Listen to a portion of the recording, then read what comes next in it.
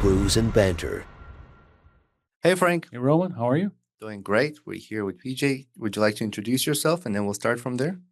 Yeah, I'm PJ, and I own the X Gym since 1998, and I've been a personal trainer since 1987. And so just been long, really super fun journey. Invented my own exercise methodology, and also biohacker, anti-aging expert, and research nerd. Good. We'll talk about all that for sure. Love all of that. Yeah. So, Mhm. well, we're gonna cheers here. I don't know if you got a drink or not, but we're enjoying Roaring Twenties Brewing Company that's sponsoring this episode for us. So we appreciate that. Cheers, Frank. Cheers, PJ. Cheers. Cheers. Where are you located? Kirkland, Washington. Oh, And is this where originally X Gym started from? Yeah, we've actually expanded and moved a couple times. So we started in Seattle, it's just about 10 minutes away, and then expanded, moved, and now we're here in Kirkland. And so we have our facility here that's physical, where people come and they do small group training and one-on-one training. We also do a ton of online training. Huh. And then we have an Subscription-based? exercise app that people use all around the world, and a brain type test. So lots of new technology and unique inventions that we've come up with. The online training, is that a subscription base? Or do you Well, buy the online training is just monthly membership. So it's just kind of like coming to the X Gym, except people are too far away to come to the X Gym. So we just train them through FaceTime or Teams. It's kind of interesting because we've been doing online training since 2017. So when COVID hit and they started shutting down the gyms, but keeping open the casinos and liquor stores, then we did the online thing, and we had already been doing it for years. Mm. And everybody else all the other gyms were freaking out and trying to figure it out for the first time, and just super awkward. But we were the OG, and so it was easy for us. And so that was no big of a deal. But the interesting thing is, even though our members knew that we were doing online training before the shutdown, they still preferred to come in the gym, even if their commute was, 10 minutes or more. But then once they were forced into it, then half of them, actually more than half of them, just stayed with the online, even if they were just 10 minutes away, because it was just as effective, and it was so much more convenient because they didn't have to drive that 10 minutes each way, and they could use their own shower and all that kind of stuff. And so that was an interesting thing to see that I didn't expect. So how did you, once you experience that kind of data from your clients, how did you utilize that and expand into your business? Well, we were able to open up more live slots at the X Gym. So that's how it expanded the business. And some of our trainers can train from home. So they can train, because online, you don't have to we do a lot of training. Our trainers do a lot of training at the X Gym that's online. So they're either training somebody on the floor in the gym, or they're training somebody at the counter with the iPad. And sometimes both. Sometimes there's a person in the gym at the same time as another trainer is training someone online at the counter. So it was nice to be able to add more slots to the schedule as well. So that's how it helped. So all the training is live. There's no pre-recorded exercises that somebody can refer back to and use that. The one-on-one training live is live if it's online or in the gym. We have an exercise app that people can also subscribe to, and those are videos. So the app is not live, it's recorded videos, and they can go into the app and then make their own workout by selecting videos with the filter and put together their own 21-minute routine, because all our workouts are just 21 minutes. Or they can just do one exercise, or they can they can select one of the 21-minute routines where the exercises are put together for them. And which is kind of nice, especially with the app, because then people who are super busy can, and they only have 3 minutes, then they just do one exercise. They pull up their phone and they scroll through and see which one they want to do. And then boom, 3-minute exercise. We call that an exercise snack. And then they just do that one exercise. And that's because busy people come to the X Gym. And so busy people love that functionality. And the reason we have so many busy people is because it only takes 21 minutes and it's just twice a week. Yep. I like the snack idea. Give your body a snack, don't let it starve. Yeah. Well, you know, there's recent research on it too, that exercise snacks are actually really beneficial. You don't have to commit to a big, huge, long, whole workout, because sometimes psychologically, that's just tough to swallow. Yeah. And it gets in people's way, especially the New Year's resolutionaries, I call them, where they make their resolutions and then they commit to at least 3 workouts per week at the gym. And those traditional workouts are an hour. So that's 3 hours a week. And then you add the commute time. So now you're talking, 4 or 5 hours a week of commitment. But with the app, there's none of that. And you can just do a snack. Mhm. And if you have a spare 3 minutes, you just fit it in. And 3 minutes isn't long enough to get overly exhausted or sweaty. And so you can do it even in your work clothes during the day and just take that break. And it's really invigorating and vitalizing when you take a break and you do an intense 3 minutes. Mhm. It's really good for the brain. It's really good for the body. Oh, sorry. No. I was just going to get into that. I mean, I know there's some different, I guess, physiological or psychological sort of facets to your business as far as Mhm. what's involved with your brain and the calorie count. Mhm. If you want to get into some of that, we can talk about that as well. Oh yeah, it's brain training, and every workout we do is body training and brain training, because the workout methods I invented are very controlled motion. It's kind of like Tai Chi, but with resistance. And because it's time under tension, like Tai Chi, and controlled movements, you don't need heavy weights. It's kind of opposite of CrossFit, where you're using really heavy weights and fast ballistic motions and kipping and all these explosive kind of movements and motions. It's very controlled motion, and you're staying in tension for a really long time.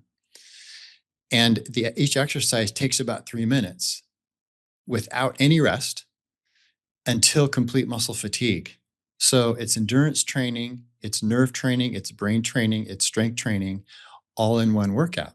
But because of the motion and because of the required focus of the brain and the control of the nerves to control everything, the motion and the movements, there's 7 different methods and 30 different splinter techniques, very in-depth, kind of complicated program, then it takes a lot of concentration.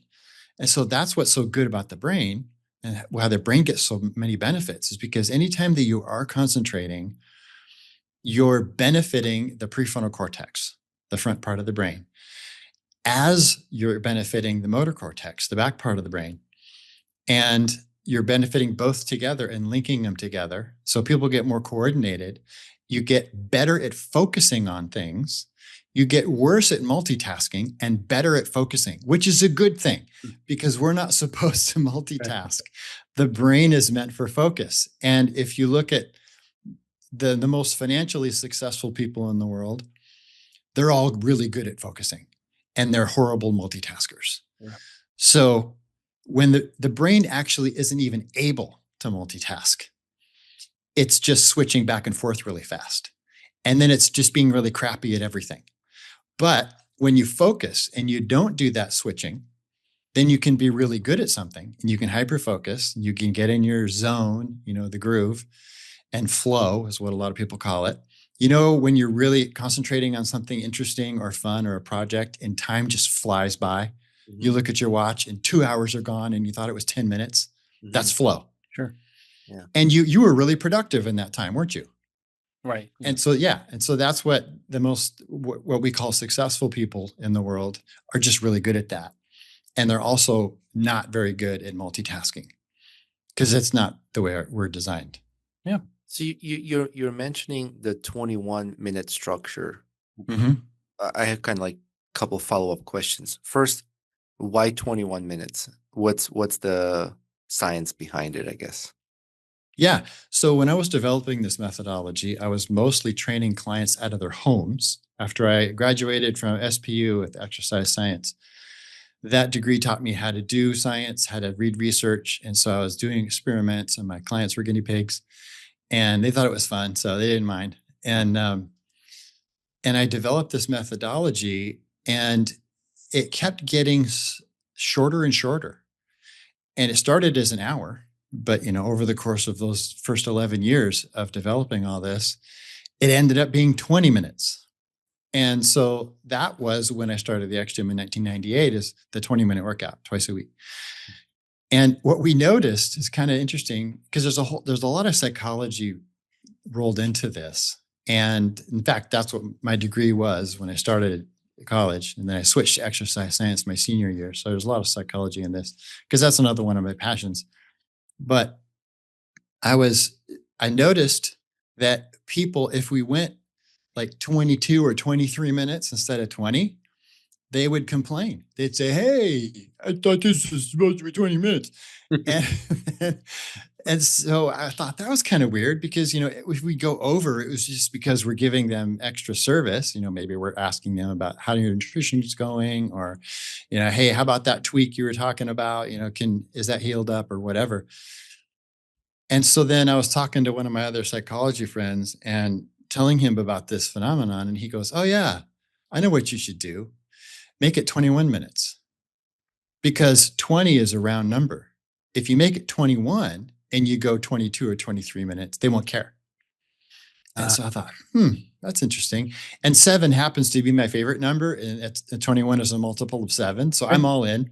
So we made that change and voila, nobody complains anymore. They do notice if it's less than 20 minutes, like if it's 19, then they'll say something, but it never is because we make sure that we give them, all 21. But now if we're giving them extra service and doing nice things for them, and so that's 20, even 24 or 25 minutes, nobody even notices and they don't care because it went from 20 to 21. It's very interesting factor, the psychological part of it. I took marketing classes and they talked about some brands and the logos, why they're designed certain way. And there's a psychological study behind the branding. And what your brain retains, how easily is something recognizable. And it's interesting to know, I was wondering why 21 minutes. Yeah. It makes sense. When I used to go to the gym with my friends and we do reps, we never stopped at 10.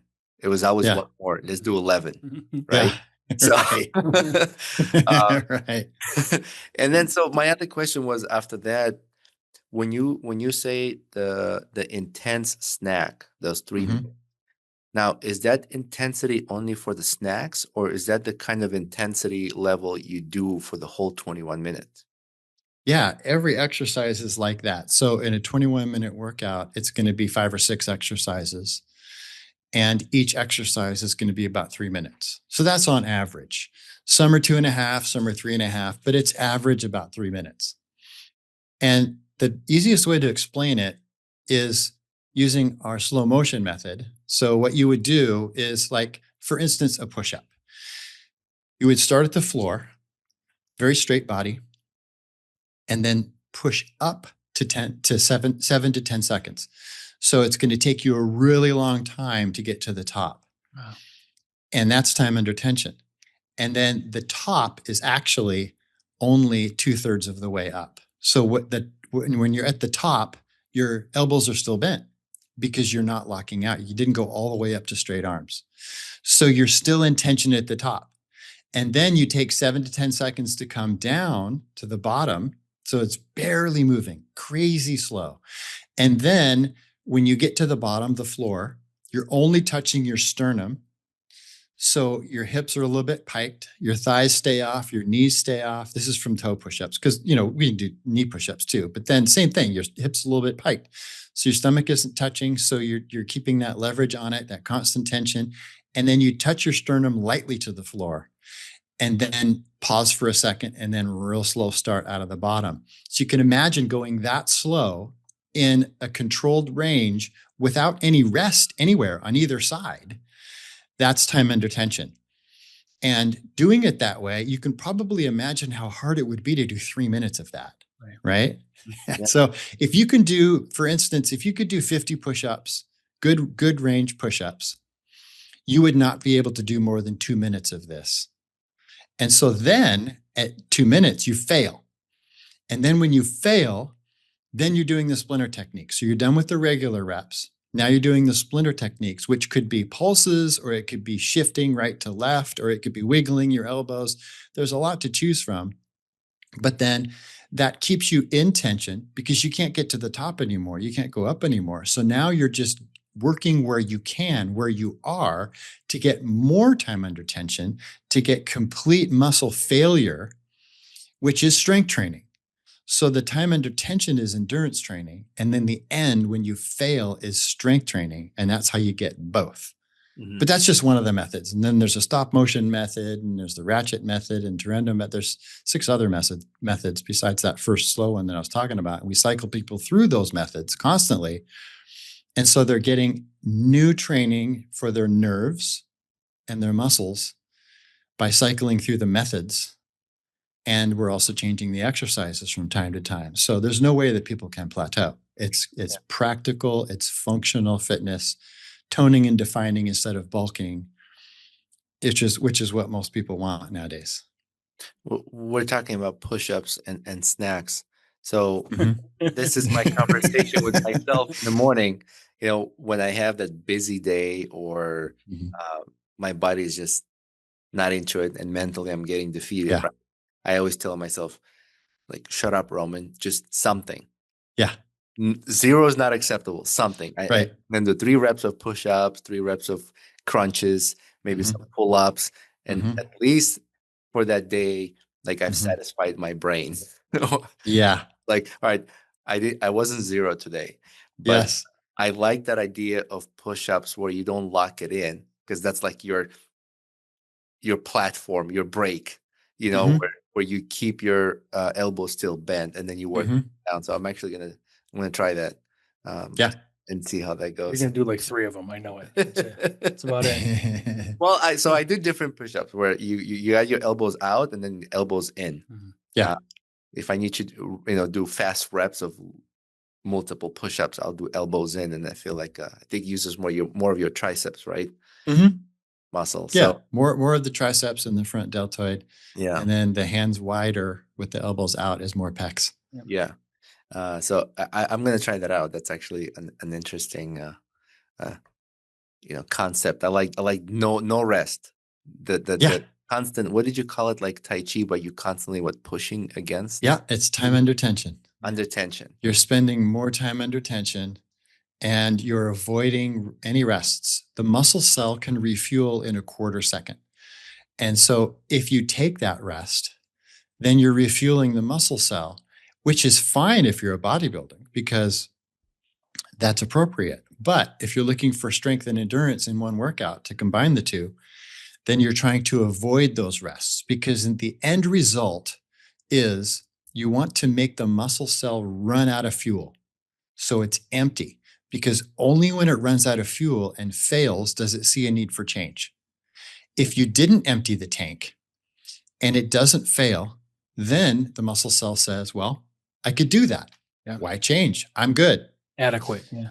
When you say change, what does the muscle cell change in size, in capacity? Yeah. Well, in X Gym case, because we're doing endurance training and strength training at the same time, it changes in muscle density. Mm. In the case of bodybuilding, it changes in size. And the reason that it does is because bodybuilders and CrossFitters are doing really ballistic, fast, jerky reps that create a lot of momentum, and you're getting micro tears because of that momentum and heavy weight. And at the top of the range, because you're moving so fast, you're getting little tiny rests. The muscle is getting rest because when you get to the top of the range, you built up so much speed and momentum that when you change direction to come back down, the muscle isn't doing anything. So it turns off. And if it has a quarter second, which isn't much time, it has more than that in a traditional rep on the way back down, it's refueling. Mhm. Now, again, if you're looking for just raw power and for bulking, that's the way to do it. And so bodybuilders should keep doing it that way. But for people who want more endurance and functional fitness and toning and defining versus bulking, our way is the way to do it, to stay in time under tension to make it run out of fuel. So then it gets stronger, but it also builds endurance. Well, when you use your body weight, is that called aesthetic? What do you call it when you use your body weight for exercises? Not Well, calisthenics is the most Calisthenics. common word for that. Okay. Yeah. And that's fascinating. That's a fascinating world, the calisthenics world, because it's really in the last 10 or 15 years that's become a lot more popular. And if you just go to YouTube and you Google calisthenics, then you'll see those people are amazing. They're jacked, and they don't work out in a gym. They work out outside in a calisthenic park or something, and they're doing push-ups and dips and pull-ups and front levers and planches and body flags and all that fun stuff. And they're just playing like on a playground. Mhm. And it's all their body weight. It's just their body weight. Do you remember Herschel Walker? Oh yeah. Yeah. So look him up too if you aren't familiar with him. Older people like me know him, but Like me, same. he was jacked. He still is. Uh-huh. I think he's in his 60s now, but he was a football player, Heisman Trophy winner, and amazing pro player, and just his physique was amazing. But he built it with calisthenics because he was too poor to go to a gym or have equipment. So he just used his body. And then when he got to the college, when he was playing in college and they had their version of the combine, one of the things that they did back then, like they do in the NFL combine, is bench press, 225 pounds, and you rep it as many times as you can. That's one of the combine tests. So Herschel's in line and he gets up to the bench and he goes, "Okay, can somebody show me how to do this?" And they're like, "What?" Yeah. And he goes, "Well, I've never done a bench press." And like, now come on. Because, the guy's jacked. Everybody knew him. He's super strong. Yeah. No one ever saw him in the gym. And he goes, "Yeah, this is my first time." And so he got down on the bench. And after 25 reps, he racked the barbell. And everybody's like, "Wow, that was incredible. Why did you stop?" And he goes, "Well, that's more than I saw anybody else do. And I just got bored." Yeah. So wasn't Bo Jackson similar? Like he didn't lift weights either. I don't know about him. I But remember, he was jacked too. I remember I read a book about him, and I think he put a weight room in the front of his, I guess would have been his mansion, just to make people think that he used it. Oh, really? Yeah. It's ridiculous. I mean, these guys. Funny. Herschel Walker. I mean, even 5-6 years ago, I remember him saying that he's involved in government or whatever he was doing, but he said that at that time he could still outrun most of the people in the NFL. Wow. Yeah. I mean, as a 50-something-year-old. Oh, sure. He doesn't. I mean, so you're anti-aging. I get that. I think Herschel Walker is doing it. Oh, totally. Yeah. So He's definitely anti-aging. Go ahead. Sorry, with X, is this calisthenic or is there equipment involved? Oh, there's equipment. Yeah. We do mostly body weight training. So if you were to visit us 15 years ago, you would see a lot more typical gym machines. But we have evolved away from that and phased them out because our people want functional fitness. Gym machines are great if you're a bodybuilder and you want to get jacked. But if you're not, if you're more concerned with practical fitness, where you can do fun stuff outside or like our members, they want to be able to play with their kids and grandkids and just run around with them and enjoy life and have a good quality of life. Then it's about functional fitness, and machines are guiding your motions. And when you are doing free motion stuff, then you're guiding your own motions. And that is where your nerves are being trained, your coordination is being trained, and you're able to get better at sports, and you're able to do fun stuff. So like our gym members would be able to jump on a paddleboard for the first time and not fall off. Yeah. And they could have fun first time without ever trying it again. But if you were to put a pro bodybuilder on there for their first time, they'd be a complete oaf, because they're doing uncontrolled motions all day, because that's what they should be doing. It's perfect for bulking, but they're detraining their nerves because they're not focusing with their brain or their nerves or controlling the motion. They're just getting their reps in, and they're talking to their friends or watching the TV while they do it. They don't really have to focus. There are some exceptions to that, some bodybuilders that really do focus, but most and by and large aren't doing that. And they're detraining their nerves. So that's the difference between machine training, uncontrolled motions, and free motion training and functional fitness with controlled motions. That's interesting to think about. I didn't think about it that way. I Yeah. didn't either.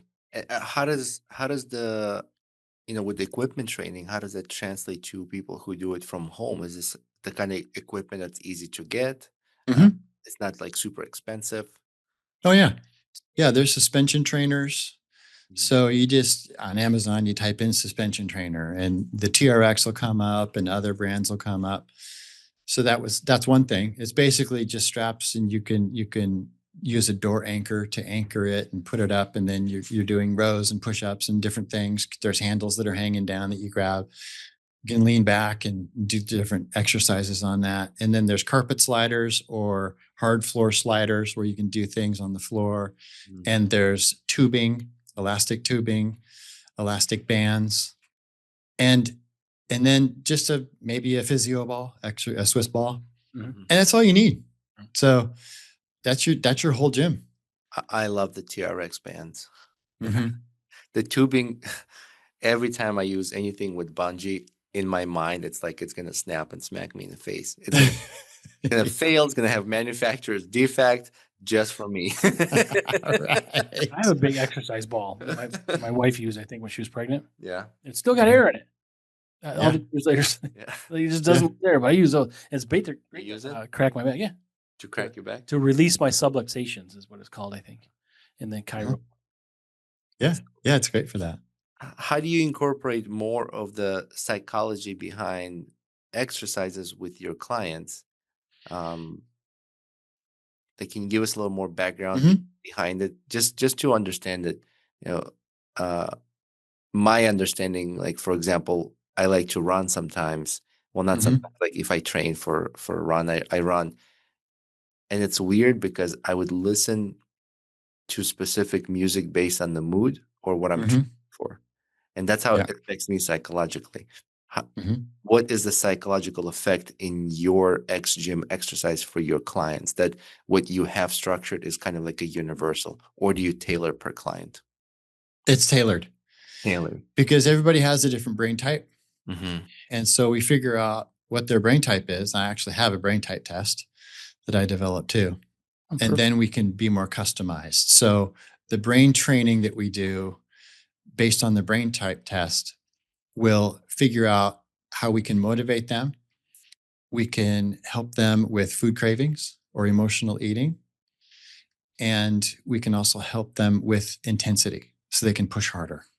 So it's different per person depending on which brain type they have. And there's 16 different brain types. But I can give you some examples. So let's just say Fred is having trouble with the quad burn on our quadrislide invention that we have. We have a lot of our own gizmos and gadgets and inventions that we have come up with too. So one of them we call the quadrislide, and it's a linear bearing machine on the wall that is just body weight, but it keeps them in track.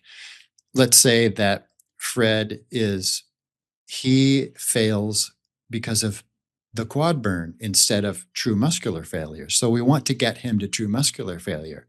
So Fred's brain type has told me that he's going to be best suited for the technique where I'm going to be coaching him through that pain, and I'm going to be asking him to visualize a cold blue fuel washing over the quads that are burning. So as they start burning, he's imagining that the burning sensation is being washed over with a fuel that's cold and it's blue. And the reason for those cues is muscle temperature is very important for fatigue. And a lot of people think it's lactic acid that makes us fatigue, but nope, it's muscle temperature more than that. It's really hydrogen ions and muscle temperature. So what we're telling him to do is to trick his brain into thinking the muscle is cooler than it is, because the brain is the boss of the muscle, and the brain is the thing that's going to tell the muscle to shut down with too much heat. Now, the brain always tells the muscle to shut down way sooner than it really needs to.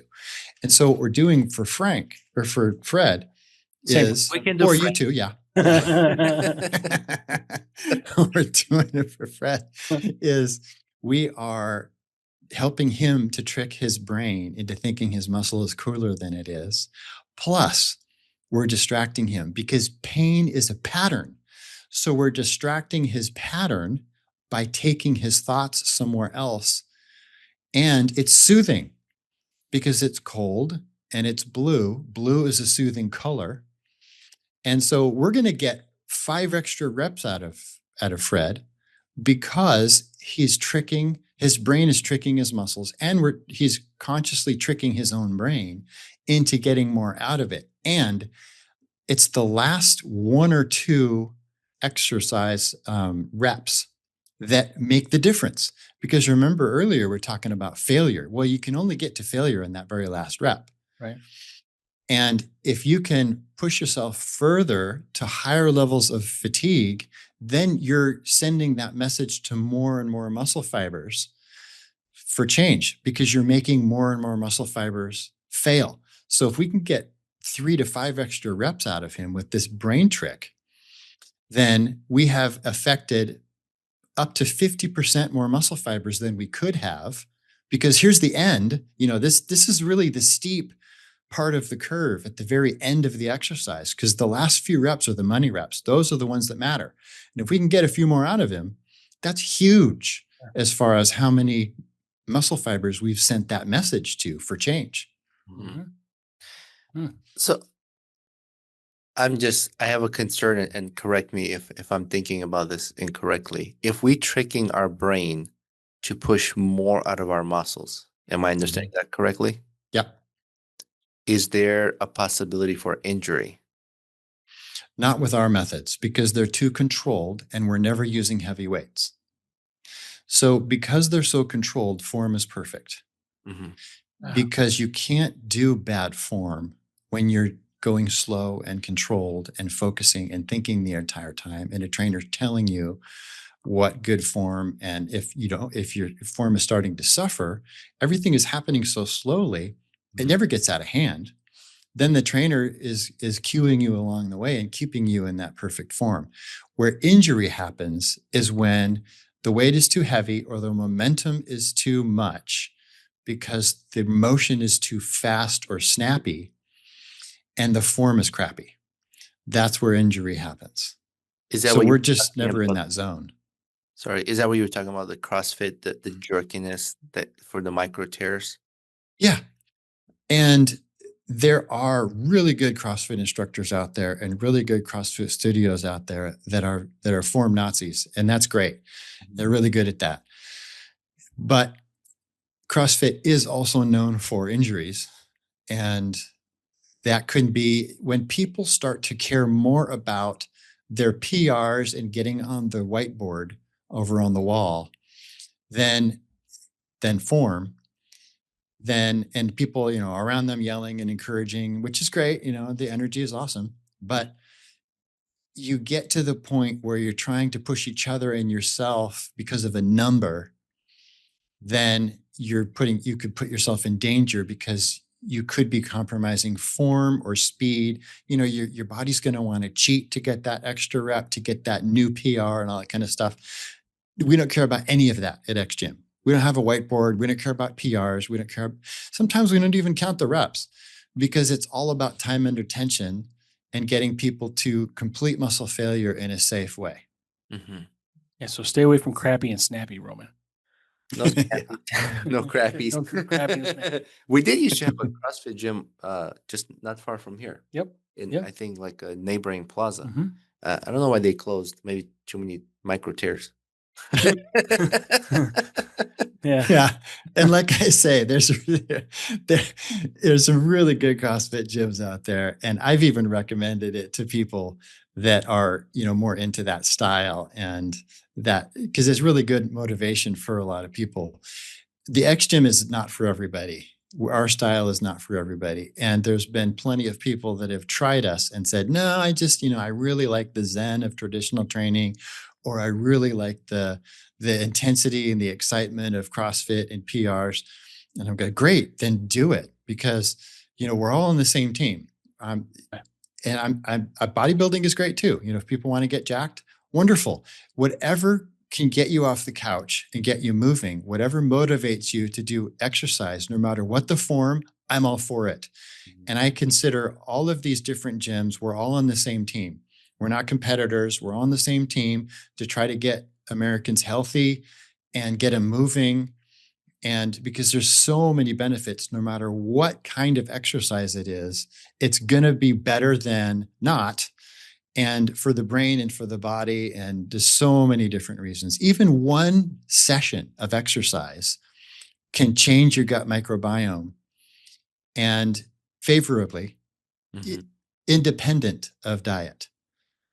So that's helping your immune system. It's helping your overall health. It's helping your brain. It's just, there's so many, I just can't even list all the benefits of exercise, because it's truly, if there were one thing I would tell people as far as the anti-aging goes, exercise. That's number one. Oxygen to the brain and moving your body. That's number one. I do notice my productivity in the day that I've exercised. Like it's different. My brain functions better, more focused. The day I only had a snack, I can tell the difference. Totally. Oh yeah, huge. And there's a couple of reasons for that. One is kind of what you just mentioned. You're just circulation and energy levels, and you're getting everything stimulated from, all your tissues in your brain and your lungs and your heart and all that. So it's vitalizing. And the other is when you're doing exercise, you're creating chemicals in your body that change you and your brain wiring. And so it's a chemical dump ranging from just serotonin to dopamine to norepinephrine to hormones, testosterone, all those things. And you're going to have a better day when you do, and you're going to be more productive when you do, because also psychologically, you've just done something difficult. And so when people start their day and, everybody's got their big rock, right? I got to get this one thing done today. This is the hardest thing I have to do today. And most people will put that off until they don't do it. And then they put it off till tomorrow and they procrastinate their big rock. But when you do, because it's hard, but when you do something physically hard, like an exercise snack, for instance, then that big rock doesn't seem so big, and you're more likely to be able to get that done. So there's another reason. Yeah. See, you guys are on the all-star team right now. I'm kind of like a reserve or like a second string. I used to work out quite a bit, but it's been decades now. You did wrestling. Well, yeah, I did all this stuff, but like I'm just kind of here watching you guys in awe, like because I don't pay attention to shit. Like I'm just like if I didn't do something good today, I'm like I just get pissed off. I'm like, but I didn't realize sort of connected to like sort of this psychological from working out the benefits of that.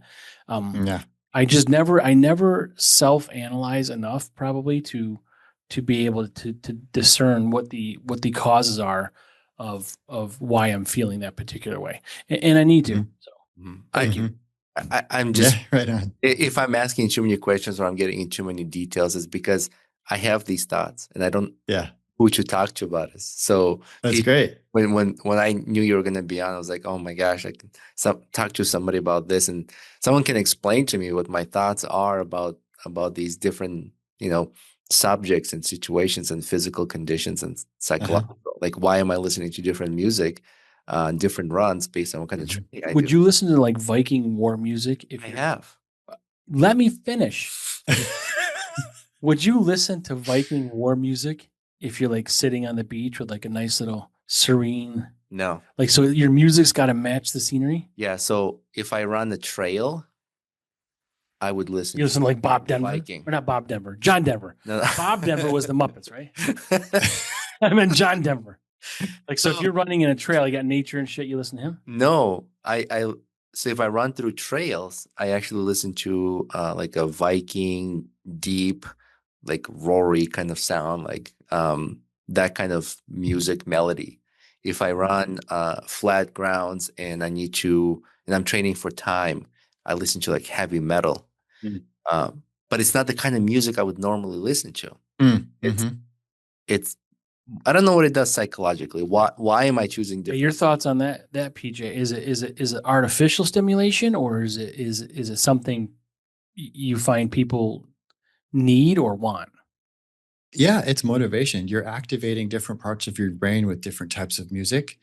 And what you have discovered about yourself over time is which songs and styles of music works for which parts of your brain you need to be activating to motivate you to push harder Mhm. and to maybe it's a distraction for you. Maybe that particular song or style is a diversion. It's breaking a pattern and keeping you out of a state of suffering or something like that. I don't really know, but that's my theory and that's what I've seen with other people and that's probably what's happening with you. All of us are doing experiments on ourselves every day. Mhm. Most of them we don't know that we're doing. Most of our actions and thoughts are the same as they were yesterday. So we repeat a lot, but we also try new stuff every once in a while. And as we do, we learn about ourselves and then we come to conclusions and discoveries about ourselves. And then we know what works for ourselves. And I tell this is this is another reason for the brain type test is what most trainers do is they tell their client, hey, here's a PDF, here's what you should eat, and here's what you should do, and go do it. Now, they've found that works. The trainer has found that works for them Right. over time with their own experimentation. But there's an 80% chance that client's going to come back and say, this isn't working for me. I don't know. And then the trainer replies with, come on, just suck it up and have more willpower. They don't realize that their client has a different brain type than they do. And their client they need to determine which brain type or do experiments with that person to figure out what works for them because everybody's different. Mhm. Yeah.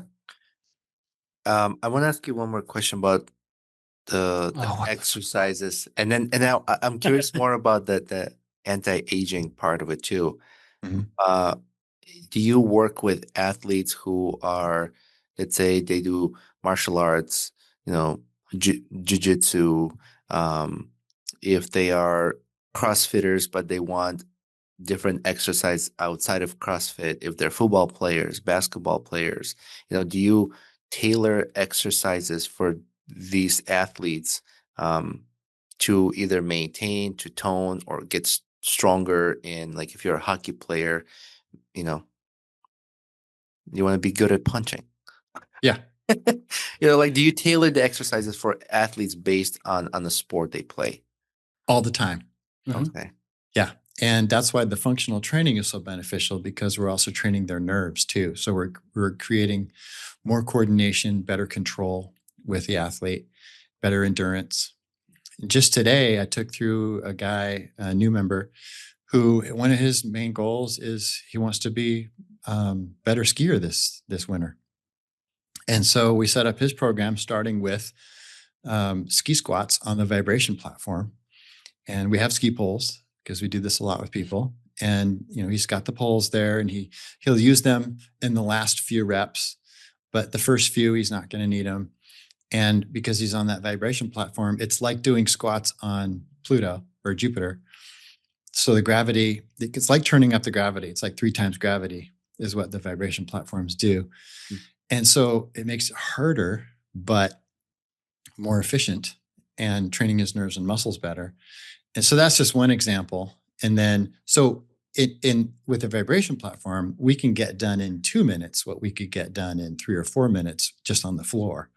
So it's kind of a hack on top of a time hack, but that's going to more intensively train his nerves and his muscles. So he'll get results even faster doing it that way, for his ski squats, doing it that way, for really rapid results for this winter skiing. Nice. How about holistically? I mean, I don't know if that's something you offer, but how do you feel about I mean, I guess it's part of getting your mind right, but do you encourage any kind of meditation, yoga, stuff like this? Yeah, Yeah, absolutely. So we're training the brain when they're working out with us, and because of the focus, they are actually meditating. It is a form of meditation. The basic definition of meditation is just focusing on something, on one thing. That's what meditation is. So in our case, it would be focusing on the exercise that they're doing. And the intense is very intense focus. So we're not like your typical personal trainer that's also a part-time psychologist where, you're talking with them about your day and your life and your relationship stuff. We don't have time for that. And we're too focused for that. And it's only 21 minutes. And so people are just coming, they're getting their workout, and they're focusing and they're concentrating, and they're using their prefrontal cortex to do all that. So their brain is getting stronger, and they're meditating. And so that's why it's another form of stress release, not just the physical release of the exercise and the exertion itself, but the brain focus. And so they're getting all of that. And that's why people comment more at our gym than other gyms about how much less stress they feel, because they're getting a meditation session every time they're getting an exercise session in. sure, perfect. Yep. Tell us more about the anti-aging and how that is involved in exercise. Well, anybody that is working on health is also anti-aging. And there's really the top 5 things for anti-aging. Number 1 is exercise, because you're getting oxygen to your body and you're increasing the health of your mitochondria and oxygen to the brain. And then number 2 would be eating right and getting enough hydration, like filtered water and other filtered hydrating beverages. Number 3 would be quality sleep. Number 4 is brain training, working your brain and rewiring your brain.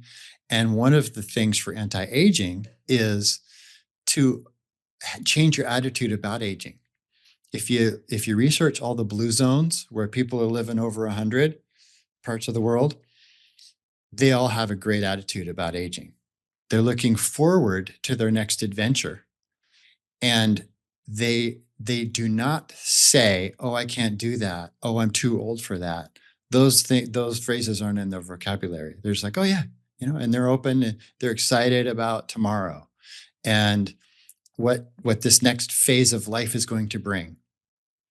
And then number 5 is close relationships. So it's about working on relationships with people and having close relationships. It only takes a couple, really. I mean, some people can have up to 5 close relationships, but beyond that, it's probably going to be more of just, friends and acquaintances. But if you have 2 to 5 really close relationships that you're regularly working on, that's anti-aging. So those 5 things are the secret to anti-aging. And when you're doing that, then you're aging much slower. So blue zone is the term for people that live longer. Well, blue zones are areas of the world. Yeah. There's a book about it. Yeah. Where those people will live past 100. You have a lot of people living past 100 in these certain blue zone areas of the world. And they're all very active. They all eat very well and they get good sleep and they learn new things. They work their brains and relationships are very important to them. So those are 5 things that are common with all the blue zones. Different zones will eat different foods. So, but it's all good nutrition. It's all real food and good hydration. They're walking a lot. They're very active. And so those are the 5 secrets to anti-aging.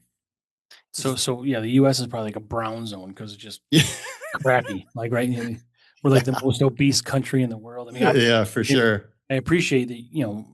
It seems that everything you're doing is trying to combat that, and there's other doing it for sure. But it's just something with our country that is, I'm sure it's all money driven. Which is why people are doing this. But I never heard of that term. So, and I didn't know 100 was the threshold. So, Blue zone or anti-aging? no, blue zone. Oh, okay. Yeah, me neither. Yeah. It's easy to Google and look up, and there's a really good book on it, and several books on it. Sure. But yeah. And when you say anti-aging, it's just prolonged living, not so much making yourself look younger. Yeah, making yourself look younger. Exactly. It's quality of life. Okay. So anti-aging is important whether you're going to live until you're 70 or whether you're going to live until you're 110, because it's all about quality of life. It's about not feeling your age. Maybe you'll look your age, and that's okay. It doesn't really matter what you look like, but it's about how you feel. It's about the vitality, about what you can do, and not having the normal limitations of people who are getting old and saying that and feeling old. Mm-hmm. So I like what you've mentioned about anti-aging, the factors, right? The relationship, the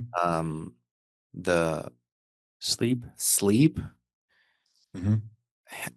exercise, nutrition. So those are the things that is not expensive. What I find eating healthy is unfortunately expensive. Right. And that would be kind of like the tough part, because I'm trying to, look at all demographic of people in different financial situations.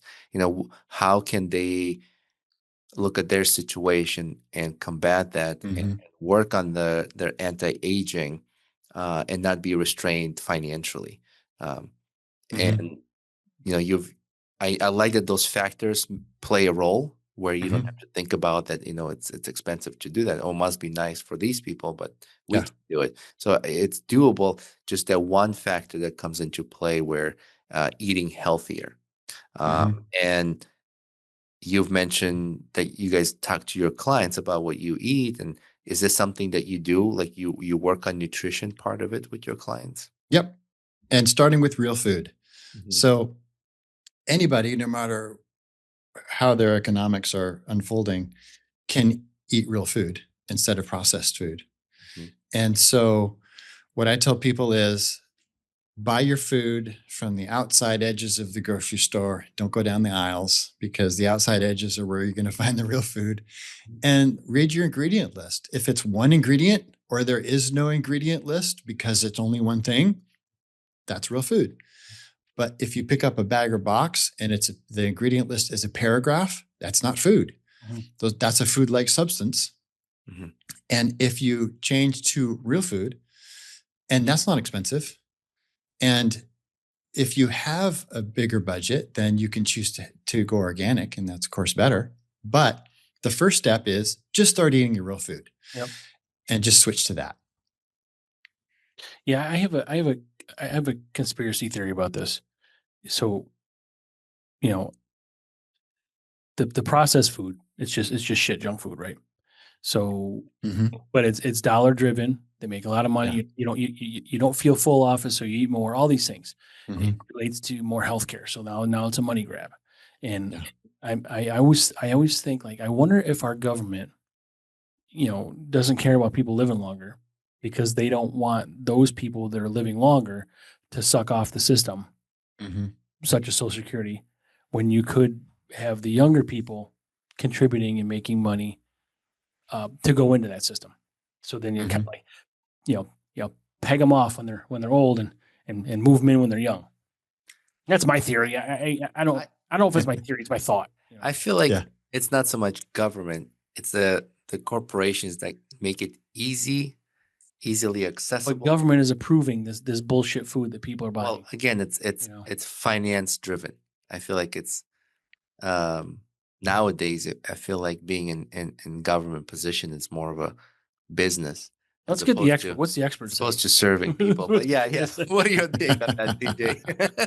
So, well, I think it is a conspiracy, and it does come to money. So, the processed food is full of artificial ingredients and specific ingredients that they make that are synthetic, that aren't actually food. Anything that's not a real food is processed, and a lot of it is synthetic, and it's been manufactured in a factory somewhere or a lab. And, maybe it's even a drug, of sorts, not like prescription or anything, but they put those things in there to make it's called the bliss point, where they're messing with your brain and making your brain believe, oh my gosh, this is so much more delicious than real food, that I have to have this. And so they're creating an addiction to their product because they want you to come back and buy more of it. And the chemicals and ingredients that they're putting in there also mess with your satiety system so you don't get full. Yeah. So you keep eating it. So now you're eating more of their product and you're addicted. So you're going to go back and buy it again. So that's profit. Now, there's the other part where that is also making you unhealthy, but they can keep you alive with drugs. That's right. Yeah. And so you're going to be really unhealthy because you're eating this processed food. Then you're going to have to go get those drugs, and they're going to make money off you that way too. And they're going to keep you alive longer as an unhealthy person with medical interventions, and keep selling you that food and keep selling you those drugs while they keep you alive, miserable and unhealthy. So how's that? No, so you're absolutely right. And I have the perfect example of this. And Roman's going to hate me, but we went to Delaware last week. On the way down, I had found these certain flavor of corn chips that's really popular. Roman ate the entire bag. You did. Entire bag. Well, but when you say an entire bag, if it's like 14 inches, it's only full to like 7 inches anyway. Yeah. So you ate a lot of air in there. You ate 6.5 inches of it.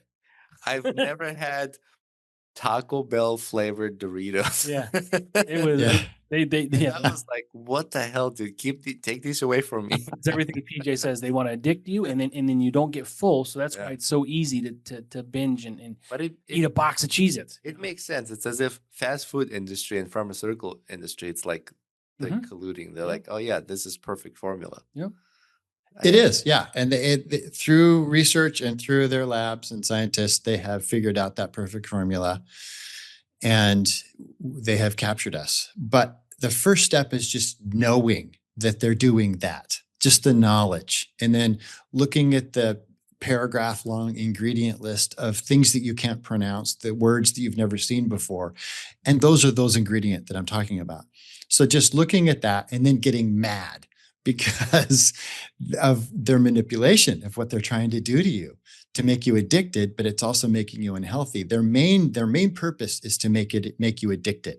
But the pharma companies love that it's also making you unhealthy because now they get to treat you with their medicines to keep you alive. Yep, 100% for sure. Well, what's this? What's the popular weight loss drug now? Oh, Wegovy or Zepbound or GLP-1. Ozempic. Ozempic. Yeah. There's a lot of them, and they're all GLP-1 antagonists. Yeah. Tirzepatide or something like that. Yeah. There's several. I just don't think that's good for your body. You might Yeah. see instant result, well, not instant, but faster, expedited results. But it's just like, what are you doing? Are you just tricking your body? And you gotta have a will too. Get mad, Hmm. have a Yeah. will. Yeah. Uh, I didn't eat any fast food for a long time, like no drive-through burgers or anything like that. And then Hmm. I don't remember, we were going somewhere and I told my wife, it's like, yeah, I'll have a Burger King. Screw it. And I had a Hmm. Burger King. I was like, man, my body was like, what the Yeah. hell is this? That's when you just take a bite and throw in the toilet. 'Cause that's where it's gonna go. I had number Right. 2 all day. I was like, my body was so mad at me. Yeah. And again, I haven't Yeah, touched yeah. I don't fast either. food. I mean, my biggest thing is Dunkin' Donuts coffee, but it's just because it's cheaper than Starbucks. So Yeah, right. Yeah, uh, it's amazing how what a difference it makes and how different you feel when you're eating real food versus processed food. It's just night and day. Especially if you've changed. Like I've lost a ton of weight cutting out all that bullshit, right? But Mhm. it's amazing how different you feel once you don't eat it, and then all of a Mm. sudden you just want to try it a little bit. Yeah. It's like Roman says, your body's like WTF, you know? Yeah. Yeah. Yeah. what is your Exactly. What the Frank? Right. what is your take on those companies that do pre-made meals? So I've started. We had a guest on our show, and there's a local company here in Central New York that does um, portion control. Based on whether you want to just lose weight or if you're an athlete, they pack more protein in those packs. It's Mhm. pre-made kind of food. You can structure it for your week. Mhm. It's frozen. It's made fresh, packaged. They source local ingredients, freeze it, and then you kind of like But that's pre-made from the outside aisles, right? yeah, Yeah, Mhm. yeah, they outsource, yeah. yeah. Mhm. And do you have clients or do you have any experience with that? Oh yeah, I think it's a great idea. For really busy people, it's fantastic because what you're doing, even if you can get a couple different kinds of services like that. You can get the ones that just deliver the ingredients and then you put them together and make a meal, or they'll deliver a meal, but it's not cooked, and then you cook it, that last step, or they'll deliver something fully cooked and now you're just reheating it. Hmm. So all of them are great, especially if it's real food, like we were talking about, because what they're doing is saving you the step of shopping and prepping. Yeah. Hmm. So you're not doing the shopping and you're not doing the cutting and portioning. They've done all that for you. And that saves a lot of time. So for people where, time is important, that's fantastic. And for people who have their own time that do have enough time that for the shopping and the prepping, then I recommend that because there is something that almost magical that happens to food when you're doing the prepping yourself. And the digestion improves, the absorption improves, and they scientists don't understand yet what that is, but it's when you're interacting with food, then you are actually changing the molecules of that food. I know it sounds weird, but Dr. Emoto, Japanese scientist, first discovered this, that energy, like mood and intention energy, changes the structure of water, and food is mostly water.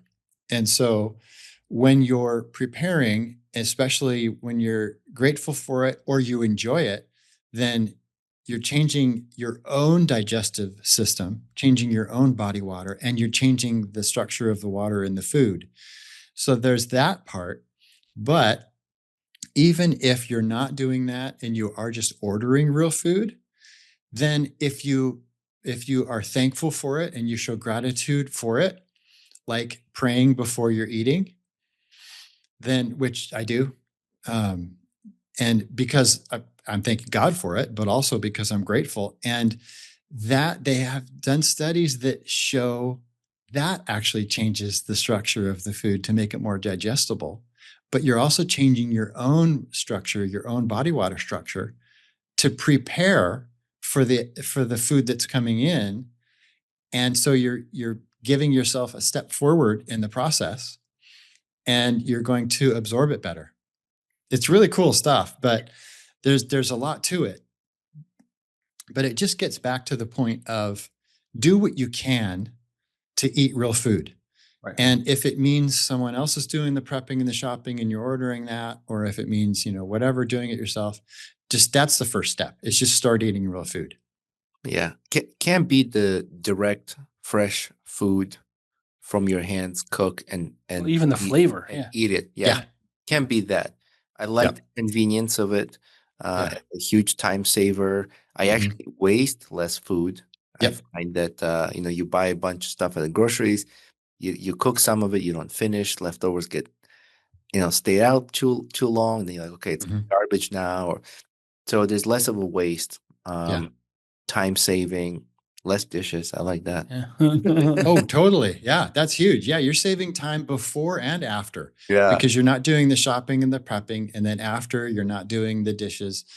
So yeah, there's a lot of time savings to that for sure. And you're saving water.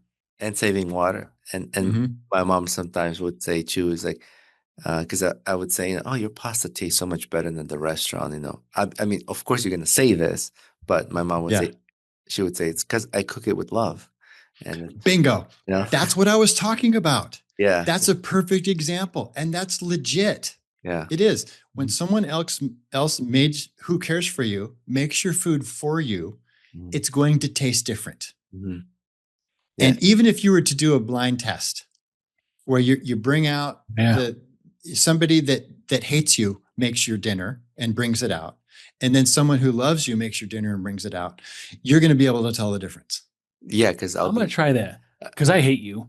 Well, and then your wife can make some food, so then we'll see if you can tell the difference. A person who hates me is going to poison my food. So. This tastes like, why does it taste like arsenic and this tastes so good? Right. Why is this rice plastic? We could do that. We could try that. See when I just remember my grandma too would say that is because like you said, the energy behind that meal, the preparation, the care of who's going to eat it versus in the restaurants there are some chefs who are so passionate with you really enjoying it. For them it's art and passion, and that food is amazing. Yes. And you go to a restaurant where it's just like, let's quickly get this pumped out. I'll give you a great example. Like a chain. I like meat and I like it cooked a certain way. And unfortunately, the way I like it most money driven, like more like let's make more money quickly, that steak will taste different in a place where let me take my time. I'm a perfectionist. I'm a professional chef. Care how my food tastes to the guests, and that's where I taste the difference. So you're okay with waiting to get it? I would rather wait longer and have delicious food than something that's rushed and I'm sending it back and I don't like it. Now I worry about sending it back. Well, and what are they doing with it? I don't want to eat it anymore. It's like That's the problem. That's the problem with our country. Everything's in a rush. I mean, you go to Italy, it's going to take you a while to get your stuff, but it's not pre-made. They're not scooping it out of some metal bin with a sterno can or anything and throwing your plate. So I'm okay with it. Exactly. Yeah. And when you go to Europe, and Italy is a good example, it's a completely different experience. When you're eating a meal, you're not in a rush. It takes a long time. You're sitting there, you're mindfully eating.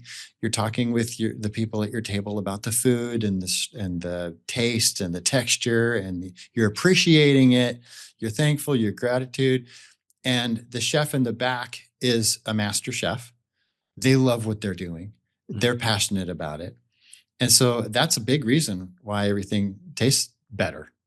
In situations like that, there's just instant gratification in specifically in America. Everything is I mean, not even food. It's just even your work life. Everything is just a rush. Everything's quick. Everything's now. Everything you see people drive that way.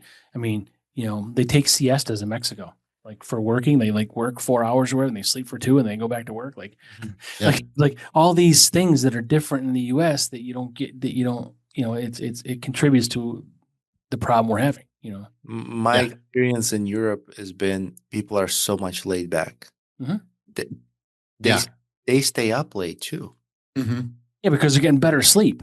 So our 12 hours of bullshit sleep is equal to their 4 hours of awesome sleep. You know? So, PJ, Right. what's when you said before good sleep? What's good sleep? Like Well, our- yeah. if there's a way to get a sleep tracker, then that you'd be able to tell better. That my favorite is the Aura Ring, but they can make you can get a free app on your phone where you can put it in the corner of your bed and it can do a kind of rudimentary okay job at it. But of course, you'd want to put it in airplane mode because you don't want your phone by your head the whole time you're sleeping. But yeah, that and then start to biohack it because everybody's different with that. But you want to get, at our age, you want to get about an hour of deep and an hour and a half of REM minimum. And then the rest is light sleep. And all three phases are useful and good. But then the total time would be around 7-ish hours. For younger people, they need 8, and kids need even more than that. But Dog needs like 23. yeah, the dog needs 23. Exactly. So that's what quality sleep is. It's getting your REM, it's getting your deep, and then making sure you get enough light in your 7 hours that you're asleep. So if there's a way to monitor and track it, figure out what's going on and how to make the adjustments for better sleep. Yeah. And the best way even if you don't have a sleep tracker, the best way to prepare for sleep, because you gotta get ready for that, is cut off screens an hour before you go to bed, and then do some meditation, just focusing. Meditation's simple. It doesn't have to be elaborate, and it doesn't have to be a certain style or, buy a program from somebody. It's just sitting and breathing and just focus on your breath. And all it is 3 to 5 minutes. And just relax and breathe and notice how the breath feels going out and how it feels going in, and control it and try to slow it down. Maybe be mindful of your heart rate, or maybe focus on something in front of you and just stay focused for 3 to 5 minutes, more if you can, but that would be, the minimum dose. And those 2 hacks, the screens and the meditation, will double your sleep quality. Huge. I took Japanese martial art, and in the beginning of every class, we did the stretching and then about 2-3 minutes of meditation. And it's control of breathing and what kind of thoughts, what are you thinking about during the breathing? So, and we all kind of chose our own energy. So in my head I would picture as if my arms are in the circle and there's a ball floating around, touching the edges of my body, my bowels. Your what? Whoa! Something's touching your balls? Is that what you just said? My hand, my arms. What is going on here? Why? All right. You could Let's meditate. talk about crampy and snappy now. Wow. You could meditate. No, he said bowels. Yeah. Bowels. Did you say balls or balls? Dave, no, no, bowels. Oh, you said balls, but you meant balls. I got it. But it was just about breathing and how you process the thoughts during the breathing. And so it was refreshing. It was like a reboot, kind of get your mind ready for the class. Totally. And you're standing, you're burning calories, and I feel like we're lazy. We're not burning any calories. We're sitting down and drinking beer. Is there an exercise to burn up beer guts? I've been moving the whole time. I mean, I had to burn at least 6 calories. I can Right. tell PJ standing. Yeah, I like to stand. Sitting isn't as bad as everybody says it is, but I do recommend that people break it up between standing and sitting through the day, so they're not doing sitting all day. Yeah. And we don't need to stand all day either. You know, we could sit down some of it, but even if it's just half and half, you know, up and down, that's great. But not just for, you know, metabolism benefits, which there is some of that, but just for muscle tonus and flexibility. Because when people are sitting down all day, then they're more likely to slouch and, you know, lean forward, and their hamstrings are going to get tighter because their knees are bent all day. But when you're standing, your legs are straight. So your hamstrings can't tighten up over time. And you're more likely to, you know, just to be standing up straight instead of hunching forward like this, where most people do when they're sitting. Because when you're sitting, you can be more relaxed and your body will tend to lean forward. Yeah. Plus, if you're sitting down looking at a monitor, then you're probably going to have forward head posture because you're going to go forward like this, because you're trying to get closer to what you're looking at.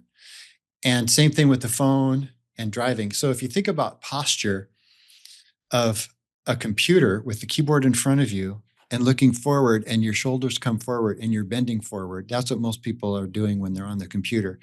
Exact same posture when they're on their phone, and the exact same posture when they're driving.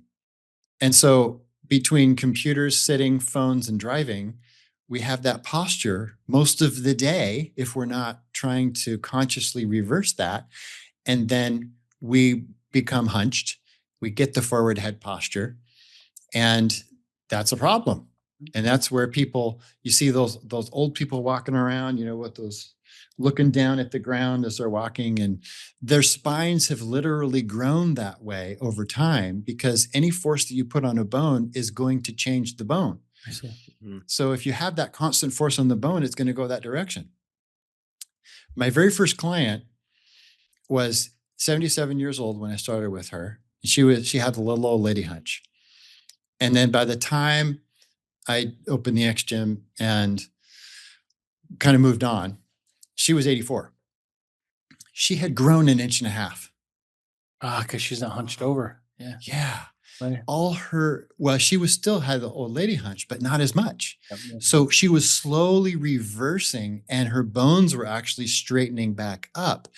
And while all her friends were getting shorter and more hunched, she was going the other direction, inch and a half. And people were noticing, and her family even. They're like, are you? No. No.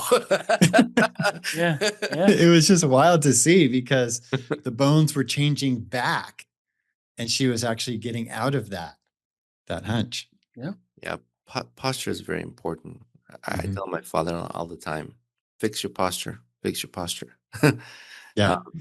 And I can tell when someone doesn't have a good posture, depending on how they go up the stairs. Yeah. You can see the ones that kind of slouch over and use the railing when they go up the stair. Yeah. You don't should be old. You could be younger. And Yeah. I can tell by if you have a good posture or not, how your body looks when you go up the stairs. Totally. Yeah. Yeah. And she actually kind of got me addicted to training older people. They're so fun. And she, like I mentioned, she was my first older client.